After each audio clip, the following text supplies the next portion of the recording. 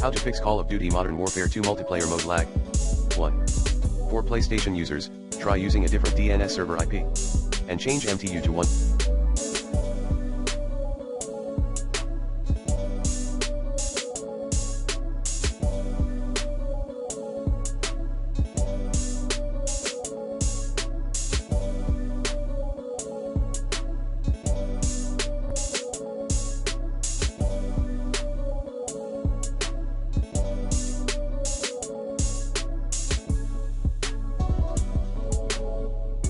(1472). 2. For Xbox users, try using a better DNS IP as well. 3. For PC users, Google then use the best DNS for gaming.